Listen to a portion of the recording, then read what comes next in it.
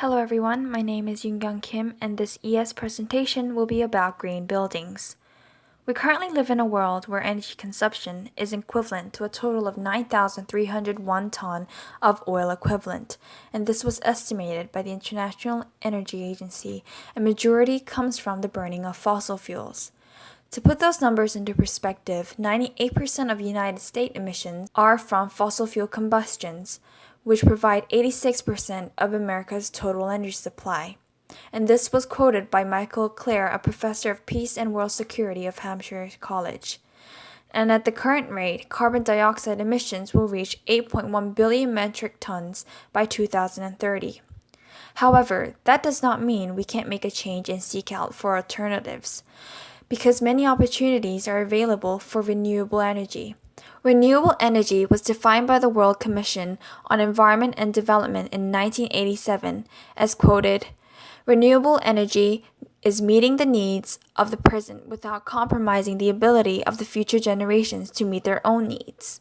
Since then, this definition was endorsed at the United Nations Conference on Environment and Development in Rio de Janeiro in 1992, and in 2003, the Organization for Economic Cooperation and Development stated that the building sector has made major impacts on the natural and built environment, and this is where the concept of sustainable building or green building attracted the attention of many OECD countries.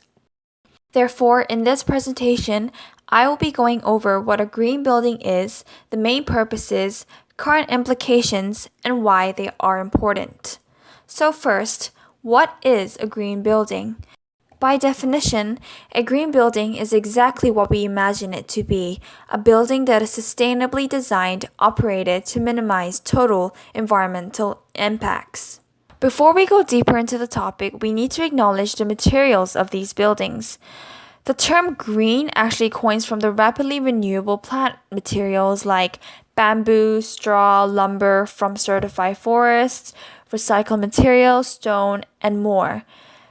In addition, the Environmental Protection Agency, also known as EPA, also suggests the use of recycled industrial goods from local companies to minimize energy embedded when transporting. And once constructed and designed, its main purposes fall under strategies to first, reduce energy consumption, second, preserve water, and third, recycle waste. So how do these green buildings actually positively impact the environment? First, green buildings help reduce energy. They increase efficiency through windows and insulated walls, ceilings, and floors, achieved by orientation and design, suited for the different seasons of the year. While trees shade windows and roofs in the summer, solar gain is maximized in the winter.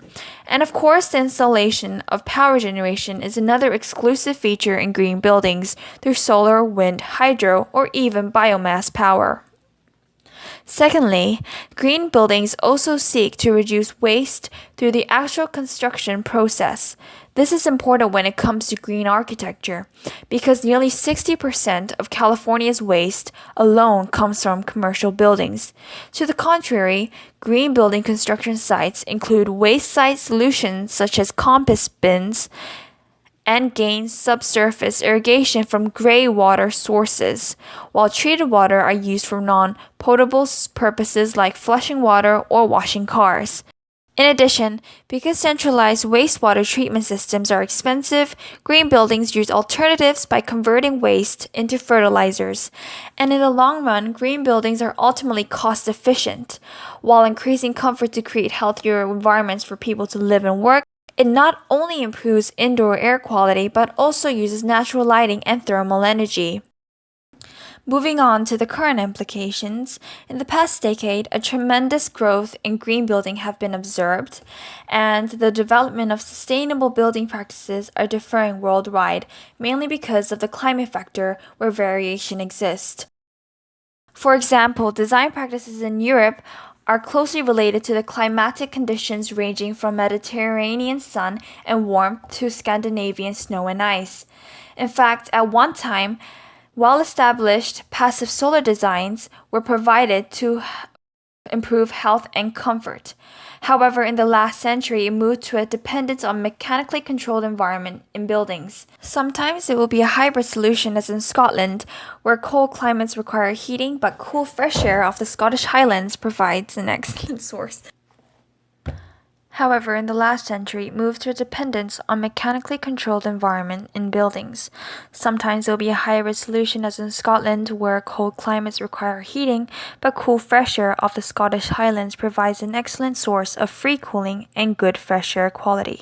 The Sir John Thursby Community College in the county of Lancashire, UK, is another example of a building that is naturally ventilated and cooled as a zero-carbon strategy, while also being designed as a teaching tool for pupil and staff to use in their curriculum. Sustainability in the Middle East has always existed in one form or another for a long time. Because of the hot climate, the residents of the region have always tended to keep the heat out of buildings and save water. This can be seen in the traditional residential architecture and designs that use passive, sustainable techniques such as wind towers, night cooling with shading, and evaporative cooling. For example, in Dubai, one type of traditional residential architectural design known as Farij has many sustainable advantages. It has been recognized by the local residential rating system known as the Estama Pearl system of villas, which could be thought as the local equivalent version of LEED. Moving on to the United States, the contemporary green building movement arose out of the need and desire for more energy efficient and environmentally friendly building practices. The oil price increases of the 1970s spurred significant research and activity to improve energy efficiency and find renewable energy sources. This, combined with the environmental movement of the 1960s and 1970s, led to the earliest experiments with contemporary green building. For example, the Almaden Tower in San Jose, California is a good example that uses Adobe systems in the first major corporation to start on the LEED Platinum rating list, and they are clearly setting an example for other businesses. Over the years, these projects have helped Adobe reduce water use by 22%, landscape water use by 76%, and electricity by 35%. In fact, many of the green buildings have had a connection or rating from the LEED. The LEED is a building rating system developed from the United States Green Building Council, also known as the USGBC, to rate new and existing commercial, institutional, and high-rise residential buildings. The LEED utilizes a list of 32 potential performance points based on credits that are worth up to 69 points, differentiating into 6 different categories. In fact, for many De Anza students, LEED will be actually a very familiar term because 9 buildings on the De Anza campus actually meet the LEED certification. And these buildings include the Kirk Center for Environmental Studies and the MLC, Baldwin Winery, Visual and Performing Arts Center, East Cottage, Multicultural Center, Seminar Building, and of course the Science Center and Student and Community Service Building. The Kirk Center would be the most notable LEED certified building in the De Anza campus.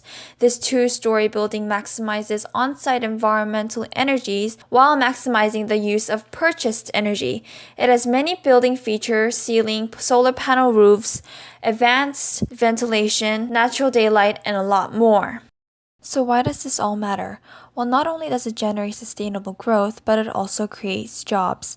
Europe's construction industry employs tens of millions of people, but also suffers from skills shortfalls. Attracting talent and investment is one of the most key challenges ahead. Thirdly, it increases energy security and reduces fuel poverty. Europe's oil and gas imports cost us hundreds of billions of euros each year. Higher energy efficiency across our country's buildings will help reduce this unnecessary cost as well as decreasing the need for new expensive national infrastructure. Fourthly, it improves delivery of public services, and lastly but not least, it adds financial value.